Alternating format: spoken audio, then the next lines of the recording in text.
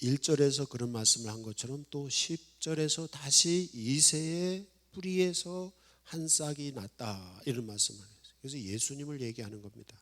그래서 오늘 이 말씀을 여러분이 잘 아신다면, 잘 기억하신다면 정말 좋은 하나님의 은혜를 받는 하나님의 사람이 될 수가 있습니다. 여기 내용을 보면 이렇습니다. 이새의 뿌리에서 싹이 한 싹이 나서 만민의 기치로 설 것이요 라고 말하고 있어요. 이 만민의 기치, 여기서 기치가 뭔가요? 기치. 우리가 평소 이 기치라는 말을 사용하나요? 이 기치라는 말을 뜻이 그렇습니다. 뭐냐면 깃발을 세워서 사람들로 하여금 여기 모이게 하는 거, 사람들을 움직이게 하는 그 신호입니다. 신호. 그래서 이제 어떤 번역에 보면 이걸 시그널, 신호라고 표현하는 데도 있고 아니면 깃발이라고 표현하는 데도 있어요. 그래서 이제 이 만민의 깃발, 만민의 기치, 만민에게 신호를 보낼 거다. 이겁니다. 그래서 예수 그리스도는 만민의 깃발이다. 이렇게 생각하시면 돼요. 우리가 성경에서 깃발 하면 딱 생각나는 게 뭐가 있죠? 여호와의 깃발, 여호와 니시, 여호와 니시. 그래서 하나님께서 이 고대의 전투 방식은 뭐냐면 이 지휘관과 그 밑에 있는 부하들 간에 그 서로 커뮤니케이션을 이루는 게 뭐냐면 깃발을 가지고 했습니다. 그 깃발을 가지고 깃발을 어떻게 흔들면 어떻게 하고 어떻게 하면 어떻게 하고 이런 신호를 주는 것입니다. 그래서 이 깃발에 의해서 군대가 진군을 하기도 하고 뒤로 물러가기도 하고 그렇죠. 뭐 옛날에는 뭐 북을 친다든지 나팔을 불어서 군대를 움직이기도 했죠. 그런데 여기서는 깃발을 가지고 사용하는 게 아주 고대적인 방법입니다. 그래서 이 예수 그리스도가 오셔서 만민의 깃발을 세우실 거라는 거예요. 그 깃발을 보고 어떻게 돼요? 열방이 그에게로 돌아올 것이라는 거예요. 예수 그리스도가 기치를 세우셔서 깃발을 세우시면 예수님께로 온 세상 사람들이 다 모여올 거라는 것입니다. 이제 이것을 믿으시기 바랍니다. 교회가 추구하는 것이 뭐냐면 열방들이 주님께로 돌아오게 하는 것. 이게 선교입니다. 그래서 이 예수 그리스도, 기치를 세우신 예수 그리스도에 의해서 온 만물을 통치하신다. 그래서 이제 에베소에서 보면 기독론적 그 교회론을 얘기를 할 때 예수님이 우리를 대속하셔서 이 사람과 사람 사이, 하나님과 사람 사이에 막혀있는 죄의 담을 헐어내시고 그래서 하나가 되게 하신다는 거예요. 예수 그리스도가. 그리고 그 예수 그리스도가 교회를 세우시고 그 교회를 통해서 온 세상 만물을 통치하신다는 거예요. 이게 이제 이 교회의 위치입니다. 그래서 교회의 중심은 누구셔요? 예수 그리스도입니다. 교회의 중심이 목사도 아니고 어떤 교인 중에 누구도 아닙니다. 교인 중에 누가 교회 중심이 되면 그때부터 그 교회는 참된 교회가 아니라 거짓 교회가 되는 것입니다. 항상 교회의 중심은 누가 계셔야 되냐? 예수님이 계셨어요. 그래서 예수님의 깃발을 세우고 예수님께로 모이는 것입니다. 이거예요. 그래서 이제 성경에 보면 히브리서 12장 2절에 보면 누구를 바라보자? 십자가에 달리신 예수를 바라보자. 여러분이 신앙생활을 잘 하실 수 있는 방법이 있어요. 그건 뭐냐면 늘 예수님을 바라보시면 됩니다. 예수님을 바라보세요. 그리고 예수님을 늘 바라보고 계시면 예수님이 깃발이 되신 예수님이 움직이는 대로 가면 됩니다. 예수님의 말씀대로 가는 그게. 그래서 교회에서 지도자는 누군가 뭐냐면 예수님의 깃발을 든 사람입니다. 목사가 때로는 깃발을 들 수 있고요. 아니면 교회에서 장로님이 깃발을 들 수 있어요. 그래서 장로님들은 정말 잘해야 됩니다. 장로님들이 어떻게 하고 어떻게 하느냐에 따라서 그 교회가 그렇게 됩니다. 그래서 장로를 세우는 걸 신중하게 해야 됩니다. 물론 권사님들이나 집사님들도 중요합니다. 교회에서 장로님이나 권사님이나 집사님이나 이런 분들이 말 한 번 잘못해가지고 교회 전체가 잘못되는 수가 엄청 많습니다. 뭐 어떤 권사님들은 자기 교회를 흉을 보고 다니는 사람도 있어요.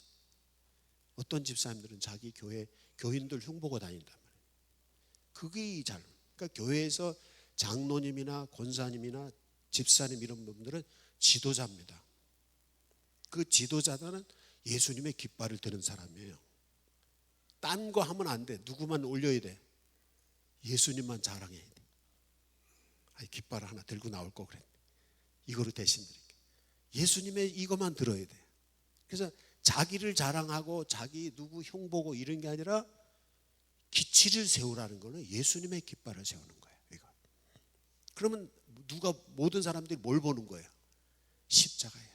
십자가에 달리신 예수를 바라보자. 그래서 예수님이 나 위해 십자가에 달려 죽으시고 예수님이 나를 위해서 내 짐을 대신 져주시고 내 죄를 사해 주시고 내 인생의 문제를 해결해 주시는 예수님을 바라보고서 있으면 모든 문제는 해결되는 겁니다. 할렐루야. 이 믿음을 가지세요.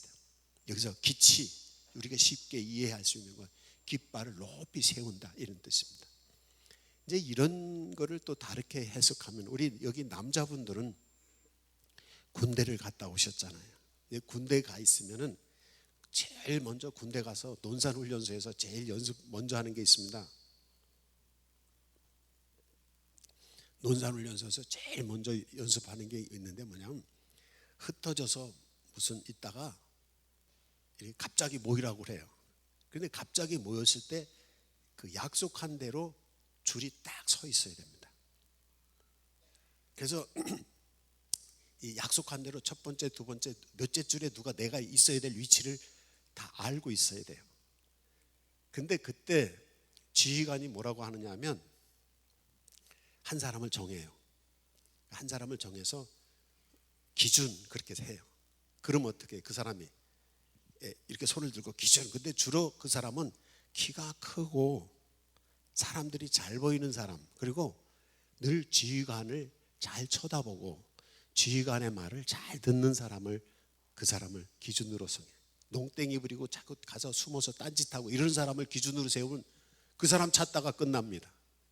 근데 늘 지휘관을 바라보고 있어요. 그리고 지휘관의 의사에 따라서 움직여. 그런 사람을 딱 하나를 정해. 그리고 그 사람을 딱 세워놓고 너 기준해. 그러면 막 흩어져서 뭐 딴 일하고 놀다가 이 사람이 기준하면 그 깃발의 그 기준이 그 사람을 보고 그 사람 뒤에 줄이 쫙 해서 보통 그 앞에 선 사람을 뭐라 그러죠? 기준 서는 사람을 예? 예? 향도, 선도 이런 표현을 하냐. 그래서 교회에서 기준 서는 사람은 누굴까 그럼? 장로님입니다. 목사가 무슨 어떤 교회 시스템이 어떻게 돌아가느냐면 목사가 하나님의 말씀을 가지고 기획을 해가지고 지난주 모략을 세운단 말이에요. 그래서 기준을 딱 세워. 그럼 장로님은 늘 목사를 보고 있어야 돼요. 모든 성도들이 목사를 보고 하나님을 보고 목사를 보고 있어야 되지만 특별히 장로님은 항상 목사를 보고 있어야 돼요. 그래서 기준하면 이렇게 서면 이렇게 줄이 서고 이렇게 놓고 기준하면 저리 섭니다. 기준을 서는 거에 따라서 방향이 달라집니다. 때로는 전투를 할 때 그 기준이 된 사람이 돌격할 때 그 기준을 쫓아서 돌격이 되는 거예요. 이게 그래요. 영적 전투에서 교회에서 장로님이나 권사님이나 집사님들이 굉장히 중요한 겁니다. 교회에서 영적 전투할 때 우리 요새 군대로 말하면 중대장이나 소대장이나 분대장 역할을 하는 사람이 누구냐 하면 속장님들입니다. 속장님들이 모여서 예배나 하고 뭐 이게 아니에요. 그건 영적 전투라는 겁니다. 속장님들은. 그래서 속도원들과 함께 악한 영의 권세를 몰아내고 진리의 말씀을 가지고 의의 말씀을 가지고 성령의 권능으로 세상을 이기고 승리하게 하는 거예요. 이게 영적 전투입니다. 근데 속장이 예수님의 십자가를 안 들고 딴 거 들었다. 그럼 마귀와 싸워 이겨 못 이겨요. 예수 십자가 부활은 우리의 무기입니다. 악한 영의 권세를, 어둠의 권세를 물리치는 무기예요. 예수 십자가 보혈이에요. 여러분이 나가서 예수 십자가 보혈에 외치시기 바랍니다. 악한 권세가 물러갑니다. 저주의 권세가, 어둠의 권세가 물러가는 것입니다. 그래서 교회에서 지도자가 된 분들, 뭐 선교 회장이라든지 또 교사라든지 찬양단의 뭐 지도자라든지 이런 분들이 무슨 섬김팀의 팀장이라든지 이런 분들이 다 뭐냐면 깃발 드는 사람이에요.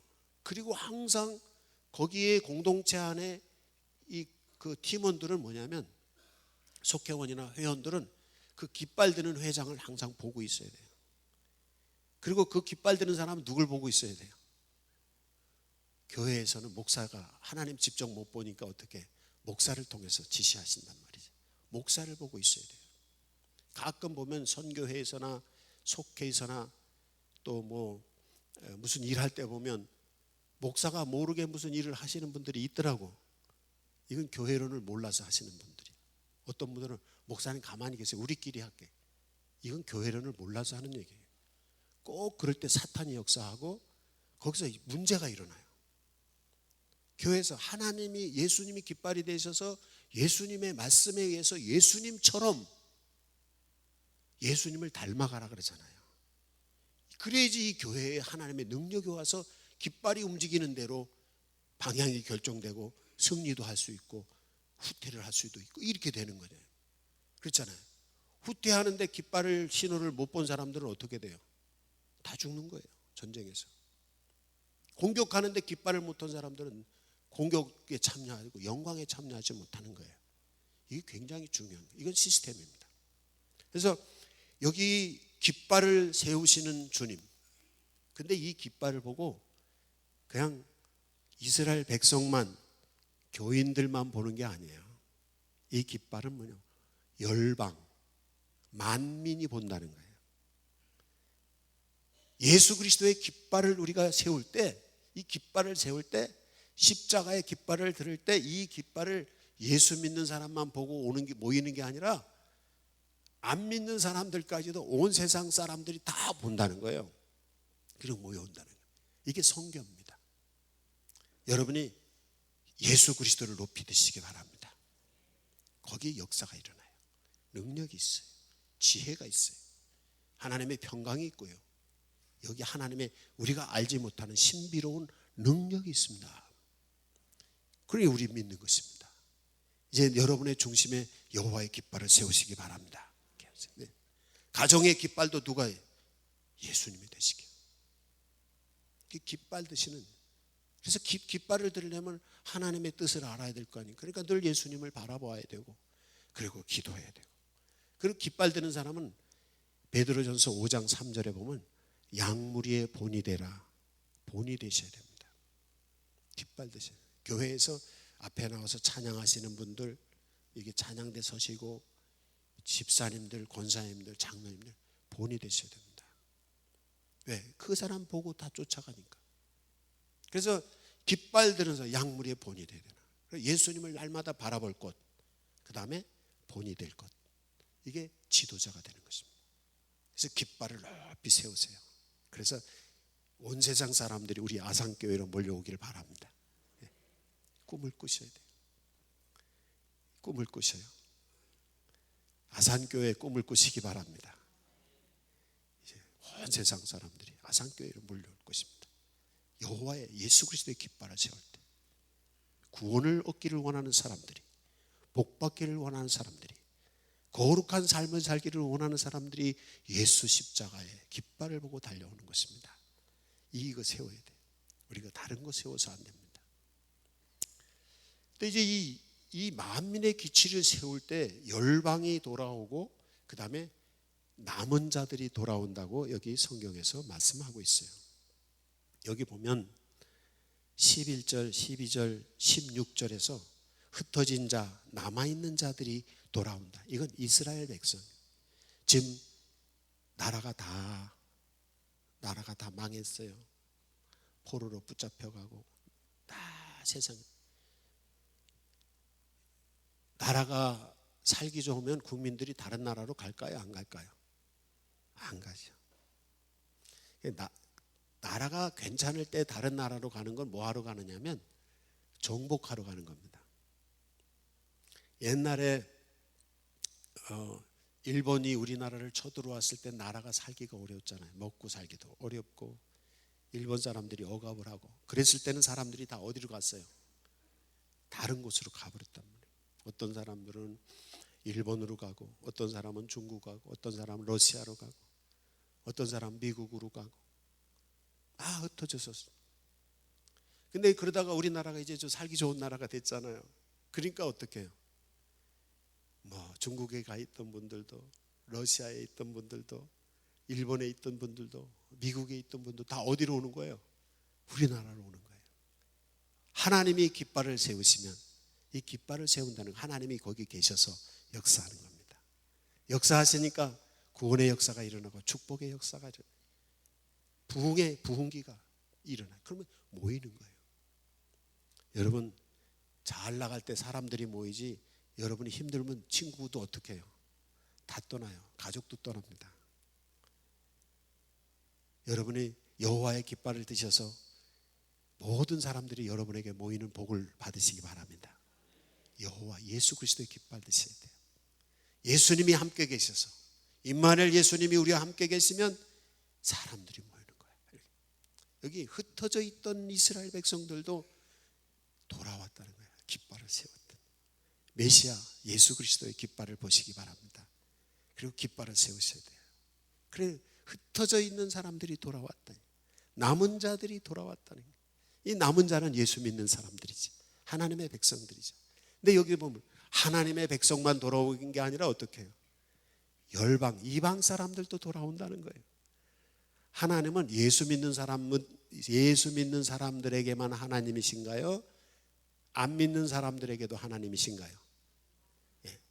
하나님은 예수 믿는 사람들에게만 하나님이 아니라 예수 믿는 사람들뿐 아니라 예수 안 믿는 사람들도 온 세상에 하나님이신 거야.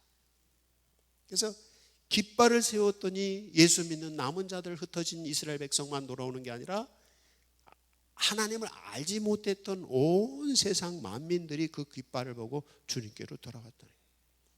구약시대의 선교학을 공부하다 보면 구약시대의 선교 방법이 뭐냐 하면 구약시대에도 선교가 있었어요. 구약시대의 선교 방법이 뭐냐면 하나님을 믿는 이스라엘처럼 다른 민족들이 하나님을 믿겠다고 돌아와요. 개종을 하고. 이게 선교예요.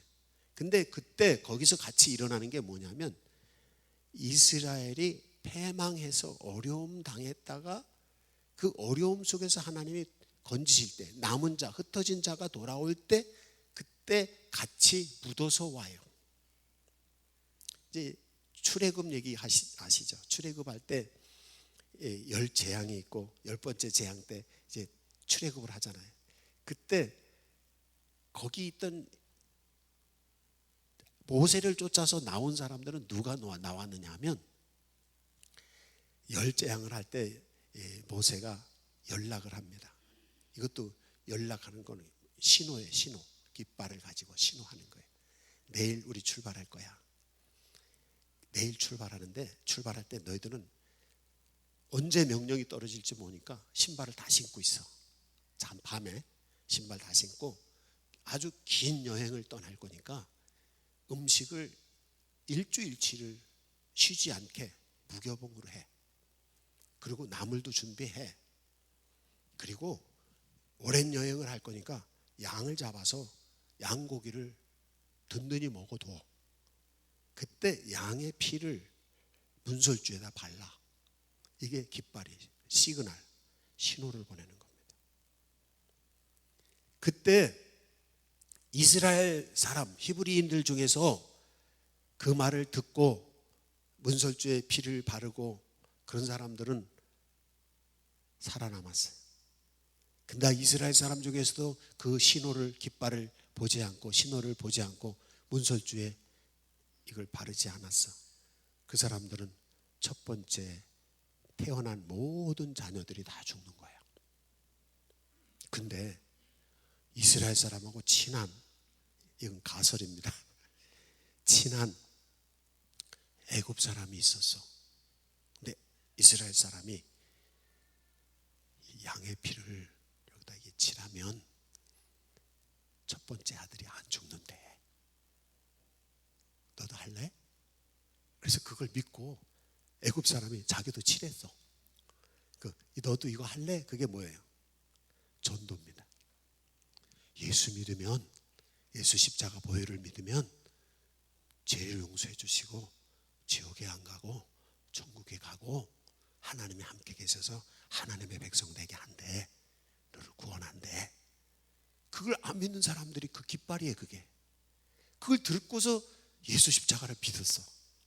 그걸 듣고 애굽 사람들이 자기 집에다 양을 잡아서 하고 자기도 신발 신고 이스라엘 사람들 갈 때 같이 가겠다고 했어. 그럼 거기는 죽음의 사자가 올까 안 올까? 안 오는 거야. 그리고 그 사람들도 이스라엘 사람들이 탈출할 때 같이 갔어. 그게 누구예요? 약속의 자녀입니다. 우리가 하나님의 자녀가 되는 건 혈통으로 되는 것이 아닙니다. 요한복음 1장 13절에 보면 혈통으로 육으로 되는 게 아닙니다. 하나님의 자녀가 되는 건 하나님의 말씀으로, 하나님이 약속으로 되는 것입니다. 아브라함의 자녀들이 여럿이 있었지만 이삭만을 아브라함의 축복권이 있는 전통의 이 자녀로 세운 건 뭐예요? 약속의 자녀이기 때문에 그렇습니다. 장자권도 에서가 장자였어요. 육체적으로는. 그러니까 먼저 태어났으니까. 그런데 하나님의 약속의 자녀가 된 것이 야곱인 거예요. 여러분 하나님의 약속의 말씀을 믿으시기 바랍니다. 그래서 예수 그리스도를 바라봐야 되는 거예요. 약속을 했어요. 미리 예수님이 우리의 죄를 사하신다고, 예수님이 명령하시는 대로 하기만 하면 된다고, 그거 바라보고 있어야 되는 거예요. 이 교회가 가지고 있는 시스템입니다. 신앙생활을 오래오래 했는데도 목사 말 안 듣고 괜히 자기 얘기를 주절주절 하는 사람들이 있어요. 잘못되는 거예요. 잘못되는 거예요. 답답해 죽겠어요. 나는 그런 분들이 있어요. 성도들 중에 장로고 권사고 뭐 이런 분들도, 집사고 이런 분들도 그냥 자꾸 딴짓을 하는 거예요. 그게 잘못되는 거예요. 교회도 잘못되고 자기도 잘못되고. 예수 바라봐야 됩니다. 목사도 예수님 바라봐야 돼요. 아무리 목사라도 예수님 안 바라보고 자기 주장대로 교회를 이끌어가면 하나님의 천벌이 내리는 거예요. 목사한테. 예수 바라봐야 되는 거예요. 그래서 예수님의 깃발을 세울 때 하나님의 사람들도 그 깃발을 따라 움직이고 안 믿는 사람들도 그 깃발을 따라 움직이는 거예요. 그게 하나님의 선교입니다. 우리가 선교는 벌써 내 안에서부터 이루어지는 거예요. 성령이 오셔서 나를 주관하여 주시고, 그리고 성령이 오셔서 우리 교회를 주관해 주시고, 성령이 오셔서 우리 가정을 주관해 주시고, 성령이 오셔서 우리 마을을 주관해 주시고, 성령이 오셔서 우리 나라를 움직여 주시고. 많은 사람들은 북한이 화해를 한다고 하는데 진짜 화해하는 건지 저게 속이는 건지 다 지금 궁금하잖아요.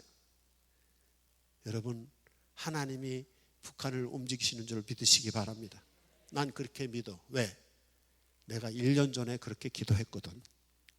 하나님, 김정은의 마음을 움직이셔서 그가 행복이 다 포기하고 오게 해달라고. 우리 교회에서 매일 금요일마다 심야 기도할 때 나는 지금도 기도해요. 매일마다 새벽 기도할 때도 기도해요. 하나님, 북쪽 사람들이 회개하고 무기 다 버리고 평화 땅 되게 해 주십시오. 또 트럼프 대통령이 막 북한 공격하면 여기 전쟁터 되잖아요. 그래서 하나님, 트럼프 대통령을 성령이 임하셔서 그 마음을 변화시키셔서 전쟁 일으키게 하는, 우리 그렇게 기도했잖아요. 아무리 그 사람들이 완악한 사람들이라 하더라도 예수 그리스도의 영이 그들을 붙잡으시고 움직이시면 꼼짝 못하는 거예요. 그거 믿고 기도하세요. 계속 기도하세요. 우리가 기도를 멈추는 순간 멈추는 겁니다. 기도를 멈추지 마세요. 하나님의 깃발을 바라보시고 하나님의 깃발에 의해서 움직이세요. 확신을 가지고 하나님이 하시는 것입니다. 그래서 주님이 깃발을 내세웠더니 이스라엘 남은 백성만, 흩어진 백성만 돌아오는 게 아니라 열방이 돌아온다는 거예요. 기도하십시다. 먼저 우리 믿는 성도들이 예수님 바라보고 예수님의 깃발을 높이 세우세요. 그래서 교회를 향해서 하나님을 바라보는 모든 사람들이 되게 하고 온 이 나라의 민족이 되게 하고 그 다음에 어떻게 해요? 온 세상 사람들이 주님께로 돌아오는, 이게 선교입니다. 이 선교를 우리가 해야 되는 거예요. 자기 자랑하고 자기 잘 먹고 잘 살고 편한 얘기하지 말고 예수님의 깃발을 세우셔야 됩니다. 복음을 전해야 됩니다. 거기 하나님의 구원의 역사가 일어나는 것입니다. 이 성경에 보니까 메시아가 다스려서 그 깃발 속에 사람들이 모였을 때 무슨 일이 일어나는가, 그 두 가지 얘기를 13절과 14절에서 얘기를 하고 있습니다. 여기 보면 13절 얘기는 이런 얘기입니다. 질투하는 것이 없고 괴롭히는 것이 없을 것이다. 이게 뭐냐면 이 에브라임은 북이스라엘의 중심적인 지파거든요. 그리고 남유다의 지파. 우리나라가 지금 남북으로 갈려 있는 것처럼 여기 이사야 시대 때 나라가 남북으로 갈려 있었습니다. 북쪽에는 에브라임 지파가 중심이 돼서 이스라엘 나라가 있었고 남쪽에는 유다 지파가 있었어요. 그래서 두 나라가 매일 서로 괴롭혔어요. 싸움, 전쟁을 해요. 그리고 매일 질투를 했어요. 저는 이 성경을 보면서 우리나라를 보는 것 같아. 북한에는 무슨 공화국이야? 조선 북조선 조선이라고 자기들은 말하잖아요. 남쪽에는 또 대한민국. 매일 서로 질투하고 매일 괴롭히는 거예요, 남북으로. 근데 깃발, 메시아의 깃발이 세워지고 나서부터는 서로 질투하는 거나 괴롭히는 게 없다는 거예요. 할렐루야. 우리나라에 이런 일이 일어나기를 바랍니다.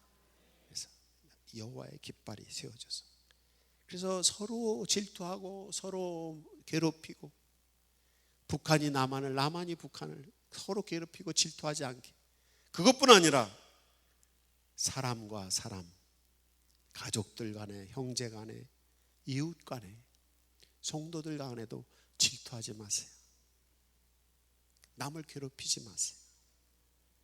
그 사람은 그 중심에 누가 없는 거예요? 예수님이 없는 겁니다. 예수님의 깃발을 내세우는 사람은 서로 괴롭히고 이게 없는. 어제 어떤 TV 다큐멘터리를 봤는데, 중국의 저 산속에 갔는데 산속에 어떤 민족이 사는데 그 민족이 사는 걸 몰랐대. 너무너무 깊어가지고.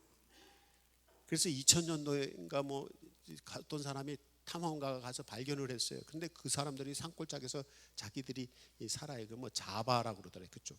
근데 그 사람들이 이 중국 정부에서 이제 가난한 사람들에게 해라 그래가지고 돈을 얼마를 보낸 거예요. 그래서 두 집이 집을 지을 수 있는 만큼의 돈을 보냈어요. 근데 그 마을에 사는 사람들은 늘 평화롭게 살았어. 그래서 온 마을 사람들이 모여서 회의를 해요. 이 정부에서 돈이 나왔는데 이 돈을 두 사람에게 주란다. 이 누구에게 줄까 하고 이제 회의를 하는 거예요. 그래서 이제 그 중에서 가장 어려운 집이 두 집이 선정이 됐어. 그래서 그렇게 하기로 했어. 근데 그 사람들이 나 못 받겠다는 거야. 우리 같으면 자기 준다면 어떡해요? 얼른 다 받지. 서로 달라고 난리지. 왜 나 안 줬냐고. 근데 못 받겠다는. 그래서 그럼 어떡할까 이거를? 그럼 딴 집을 할까? 거기서 막 의논을 하다가 결정된 게 있어요. 그게 결정된 게 뭐냐면 똑같이 나눠 갖자. 그래서 그거 똑같이 나눠 가졌다는 거예요. 이 여호와의, 예수 그리스도의 깃발이, 여호와의 깃발이 있을 때 뭐냐? 평화. 자기 욕심 부리지 않고 서로가 서로를 존중해주고 서로가 서로를 위해서 살아가고, 이거예요. 그래서 예수 그리스도를 따라가는 사람들은 자기를 부인하고 자기 십자가를 지고, 옛사람은 죽어지고 부활하신 예수와 함께 새 사람으로 덧입혀서 평화의 사람으로, 화해의 사람으로 거듭나서 살아가는 거예요. 그 예수 그리스도를 따르는 사람들은 정욕과 탐심을 십자가에 못 박았다고 갈라디아서 5장 23절에 말씀하잖아요. 여러분이 그렇게 되시기 바랍니다. 여호와의 깃발을 바라보실 때 그때 평화. 그래서 여기 보니까 괴롭힘도 없고 질투함도 없다는 거예요. 질투는 어떻게 해요? 남이 잘 될 때 질투심이다. 난 못하니까. 어떤 사람도 내 거 뺏길까 봐 질투하기도 하고, 남이 잘 되는 거 못 보고 질투하잖아요. 그게 없다는 거예요. 그리고 괴롭힘도 없다는 거예요. 이 여호와의 깃발을, 예수 그리스도의 깃발을 세우는 거, 복음을 전하는 거, 선교하는 거는 뭐냐면 그런 나라를 만드는 겁니다. 교회 안에서 교인들끼리 이걸 못하는데 어디 세상에 선교를 하겠어요? 교회 안에서 먼저 우리가 해야 될 줄로 믿습니다. 교회 안에서 하나님의 선교가 이루어져야지, 그 깃발을 보러 예수님처럼 살아서 질투도 하지 않고 괴롭히지도 않고 평화가 있어야지. 그 우리를 보고 안 믿는 사람들이 예수 믿지. 예수 그리스도를 바라보시기 바랍니다. 우리를 위해 십자가에 달리시고 피 흘리셨습니다. 우리도 이웃을 위해서, 다른 사람을 위해서 십자가에 피 흘리고 죽어야 될 줄로 믿습니다. 이럴 때는 왜 아멘을 안 하세요? 이때 진짜 아멘을 해야 되는 거예요. 예수님처럼 내가 십자가 지고 피 흘릴 때 평화가 이루어지는 거예요. 내 욕심 차리고 나 잘되고 나 편하고. 여기는 십자가 지고 예수님이 제자가 되는 게 아니잖아요. 깃발, 그런 깃발 드시기 바랍니다. 장로님들이, 권사님들이, 집사님들이 그 깃발 드세요. 예수 십자가 깃발 드는 거. 예수님처럼 십자가 지고 죽는 거예요. 자기 내세우고 자기 욕심 차리고 자기 편하고, 이거 아닙니다. 예수 십자가 드시기 바랍니다. 그래서 질투와 괴롭힘이 없는 평화로운 나라가 된다는 게 그것만 있는 게 아니라, 여기 14절에 보니까 정복자가 된다는 거예요. 서쪽에는 브레셋 사람들의 어깨에 날아앉고 동방 백성들을 노략하고 모압에 손을 대고, 이게 뭐냐면 예수 그리스도의 메시아 되신 왕의 깃발 아래에 모여있는 새로운 나라가, 옛날에는 침입을 받아서 어려움을 당하고 포로로 끌려가고 이런 나라가 아니라 이제는 다른 나라를 정복하는 나라가 된다는 거예요. 예수님의 권능이 있습니다. 우리나라가 그런 나라 되길 바랍니다. 저는 요새 자꾸 여기저기 여행을 좀 많이 다녀보고 싶어요. 뭔가를 알고 싶어요. 지금 뭘 알고 싶으냐 하면, 우리나라가 위대한 나라가 될 수 있는 방법, 한국의 교회가 정말 대한민국의 중요한 역할을 할 수 있는 교회가 되게 하려면 어떻게 하면 좋을까? 그걸 좀 알고 싶어요. 그래서 옛날에 그랬던 나라들을 가보고, 지금도 막 하는 나라들을 다니면서 공부를 하고 있어요. 지금 어때서 그 사람들은 정복자가 되었는가? 정복자가 된 이유가 뭔가? 또 저 사람들은 왜 피지배자가 되었는가? 난 여기에 관심이 많습니다. 요새 우리나라는 정복을 했어요? 정복을 당했어요? 늘 정복을 당한 나라란 말이에요. 근데 우리나라도 정복하는 나라가 될 수가 있습니다. 이게 되는 거예요. 가능합니다. 여기 여호와의 깃발을, 예수 그리스도의 깃발을 내세워서 주님이 함께 하시는 권능이 있는 사람들에게는 정복자가 된다고 오늘 여기 성경의 14절에서 말씀을 하고 있어요. 여러분은 중심에 예수 그리스도의 깃발을 세우시기 바랍니다. 주님의 권세와 능력이 여러분과 함께 계셔서 여러분을 추종하는 많은 사람들이 모일 것이고 정복자가 되는 것입니다. 이 약속을 믿으셔야 돼요. 근데 교회에서 정복하는 거는 총칼 가지고 정복하는 거예요? 교회에서 정복하는 거는, 하나님의 나라 선교의 정복은 뭐냐면 복음을 가지고 정복하는 것입니다. 일예로 예수님 시대 때 로마가 이스라엘을 여러 해 지배하고 있었습니다. 예수 믿는 사람들을 로마 군인들이 핍박을 했어요. 로마 황제가 핍박을 해서 수많은 사람들이 순교를 했어요. 근데 결국에 기독교가 로마를 정복을 했습니다. 로마는 총과 칼을 가지고 사람을 죽이면서 정복하려고 했지만 기독교를 정복하지 못했어요. 그런데 교회는 복음을 전했어요. 말씀을 전했어요. 성령 하나님이 함께 계셨어요. 그래서 교회가 로마를 정복했어요. 할렐루야. 우리의 정복하는 방법은 혈과 육과 혈기로 싸우고 무기를 가지고 싸우고 이런 게 아니에요. 우리의 싸움은 혈과 육의 싸움이 아니라 성령이 오셔서 역사하셔서 사람들을 감동시키시고 말씀의 정신을 가지고 진리의 말씀을 가지고 말씀으로 나가는, 말씀의 사람으로 변화되는 것입니다. 이게 예수 그리스도의 기치 아래 모인 사람들에게 나타나는 특별한 은사입니다. 여러분이 이거를 소유하는 성도들이 되시기를 바랍니다. 우리끼리 질투하고 우리끼리 괴롭히지 맙시다.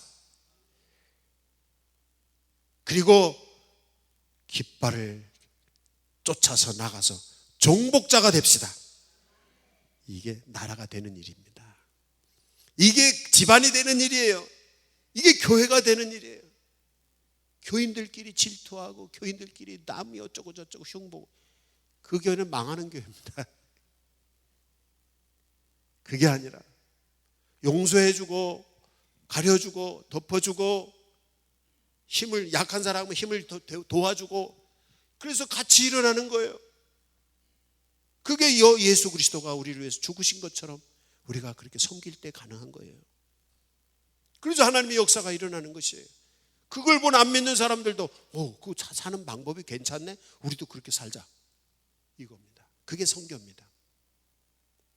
이제 예수님처럼 깃발을 보고 움직이시기 바랍니다. 여기서 이제 오늘 좀 설교가 길어지는데, 원래 오늘 비가 안 왔으면 꽃밭에 가서 찬양하고 오후 예배를 하려고 제가 설교를 길게 준비를 했거든요. 오후 예배 설교를 안 하려고. 근데 비가 와서 꽃밭에 가지는 못하고, 근데 설교 준비를 했으니까 길게 하고 오후 예배는 짧게 하겠습니다. 그 대신 여기 내용이 이제 중요한 게 뭐냐면 15절 성경, 16절 성경입니다. 이게 굉장히 중요한 것입니다. 그게 뭐냐면 하나님께서 애굽의 해만 바다를 말리시고 유프라테스의 하수 강을 다 말리신다는 거예요. 그래서 강과 바다를 어떻게 신발을 신고 건넌다는 거예요. 근데 여기서 중요한 핵심적인 내용이 있어요. 그게 뭐냐면 하나님께서 하실 것이다. 한번 쫓아 해보실래요? 하나님이 하신다. 하나님이 하셨다. 하나님이 하실 거다. 과거로 말하면 뭐예요? 하나님이 하셨다. 미래는 하나님이 하실 거다. 현재는 하나님이 하신다. 이걸 각 기억하세요. 이게 은혜입니다. 은혜로 된다고, 우리가 은혜로 구원받고 은혜로 복받고 하나님의 은혜야, 그건 뭐냐면 하나님이 하시는 겁니다. 어떤 사람들은 은혜를 잘못 말하는 사람은 자기 편한 대로 해놓고 은혜로 합시다 그래. 그거 은혜 아닙니다. 그건 사입입니다. 잘못된 거예요. 거짓말이에요. 은혜로 하는 건 뭐냐? 하나님이 하시는 겁니다. 너도 죽고 나도 죽고 오직 주님만 살아계시는 거예요. 네 생각도 없고 내 생각도 없고 하나님의 생각, 하나님의 깃발로 움직이는 겁니다. 여호와의 기치를 드세요. 예수 그리스도의 복음의 깃발을 드세요. 십자가를 드세요. 그리고 십자가를 바라보고 십자가 예수님처럼 하세요. 그러면 거기서 하나님이 하십니다. 이게 예수 믿는 것입니다. 예수 믿으면 구원받는다. 예수님 십자가 바라보고 예수님처럼 하는 거예요. 예수 믿으면 복을 받는다. 예수님의 말씀을 바라보고 예수님이 행하신 것처럼 그대로 하는 거예요. 여기서 중요한 얘기가 있습니다. 이게 뭐냐면 제가 현대적으로 좀 설명을 하려고 하냐.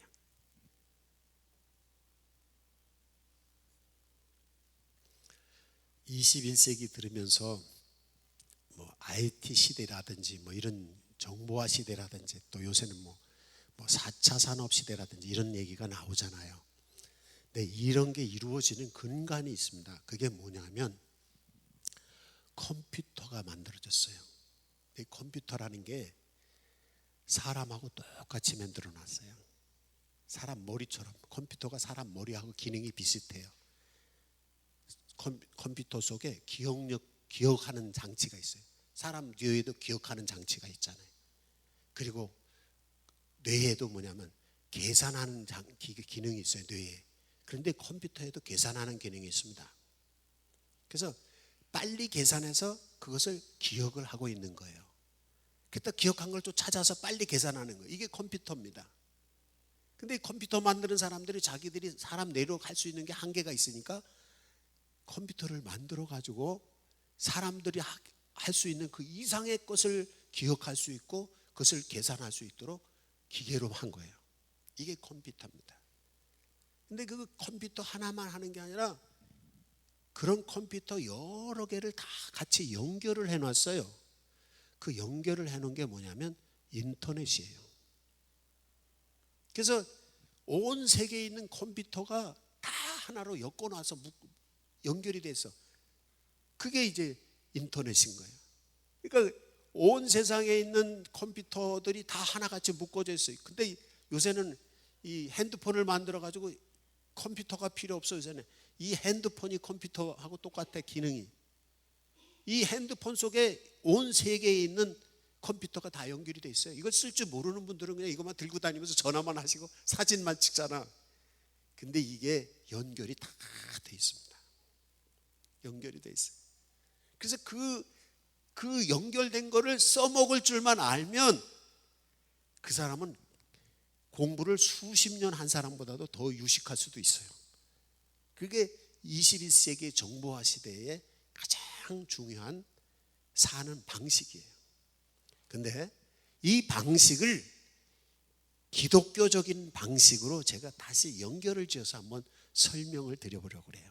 그게 뭐냐면 우리의 몸이 컴퓨터처럼 컴퓨터를 얘기할 때 컴퓨터 처음 배울 때 처음 배우러 가면 뭐라고 하냐면 하드웨어와 소프트웨어 얘기를 하잖아요. 하드웨어는 기계야. 컴퓨터 기계만 있어가지고는 안 되잖아요. 그 컴퓨터 기계를 움직일 수 있는 시스템, 소프트웨어가 있어야 돼요. 근데 아무리 좋은 기계, 컴퓨터가 있고 좋은 시스템이 깔려 있어. 아니면 요새로 말하면 핸드폰. 아무리 좋은 핸드폰이 있고 아무리 좋은 시스템이 앱이 다 깔려 있어. 그런데 그 안에 내용이 하나도 없어. 내용이 없으면 이건 뭐예요? 고물이야, 고물. 소용없는 거, 내용이 없으면. 이게 신앙에도 똑같습니다. 신앙에도 여기서 뭐냐면 여지껏 제가 쭉 얘기한 게 뭐냐면 이 하드웨어는 우리의 몸이고 우리의 환경입니다. 우리의 삶의 자리, 환경이에요. 이 환경 속에 예수 그리스도의 깃발을 내세운다. 그 깃발에 의해서 움직인다. 이건 뭐냐면 시스템입니다. 교회 안에 시스템이 있어요. 근데 그 시스템대로 움직이지 않으면 뭐예요? 컴퓨터나 핸드폰이 잘 움직이지 않는 건 왜 그래요? 거기에 뭐가 들어와 있어요? 바이러스가 들어왔다든지 아니면 그 시스템에 오류가, 문제가 생긴 거예요. 파일 중에 하나 망가져서 그런 거예요. 이게 교회의 시스템이 참 중요합니다. 이 교회론을 알지 못하는 분들은 교회의 시스템을 알지 못하는 거예요. 예수 그리스도의 깃발을 쳐다볼 줄도 모르고 깃발에 의해서 움직이는 걸 몰라. 이 사람 시스템이 없는 것이에요. 이 시스템대로 움직여야 되는데, 근데 시스템대로 움직이면서 그 안에 뭐가 생기느냐 하면 컨텐츠가 생겨요. 컨텐츠. 여기 중요한 게. 그래서 21세기에 살아가는 데서 굉장히 중요한 지혜로워질 수 있는 방법은 뭐냐면 하드웨어 좋은 거 가지고 있어야 됩니다. 소프트웨어도 잘 가지고 있어야 돼. 이것만 가지고 있어서는 안 돼. 뭐냐면 콘텐츠가 있어요. 요새는 콘텐츠 산업이 중요합니다. 이제는요, 기계, 하드웨어와 소프트웨어는 그렇게 중요하지 않아요. 요새는. 왜? 적은 돈이면 다 살 수 있어요. 근데 이제는 어떻게 하냐면 콘텐츠는 사기가 어려워요. 콘텐츠는 정말 귀한 거, 알짜 그 안에 알맹이란 말이에요. 이 하드웨어나 소프트웨어는 껍데기입니다.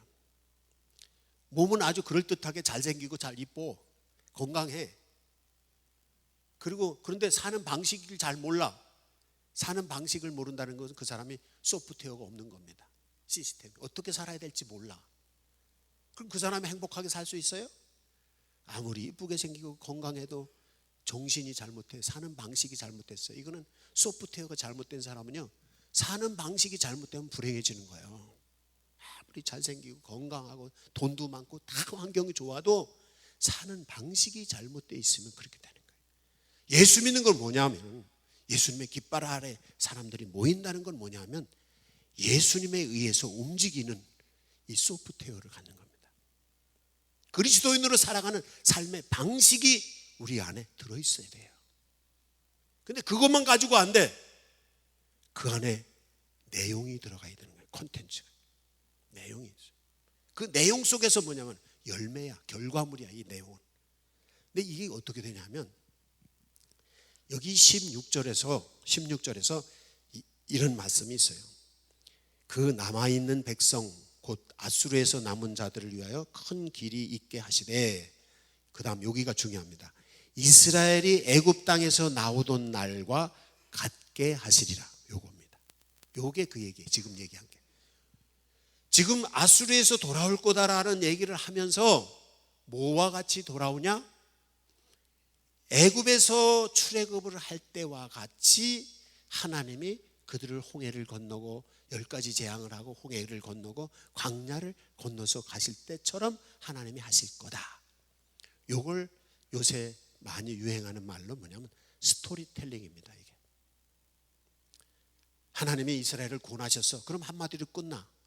이게 콘텐츠입니다. 근데 그냥 그런 콘텐츠가 아니라 이 콘텐츠가 뭐냐면 그 안에 시스템이 들어있는 콘텐츠예요. 이스라엘 사람들이 핍박받고 어려움 당하는데 모세를 보내시고 하나님이 불기둥과 구름기둥으로 모세의 지팡이에서 기적을 일으키시고, 이게 내용이 하나의 이야기가 되는 거예요. 이야기가 스토리텔링이잖아요. 그래서 하나의 이야기 속에서 하나님이 이렇게 하시는구나, 하나님이 이런 시스템을 가지고 이렇게 움직이시는가, 이걸 우리가 봐야 돼요.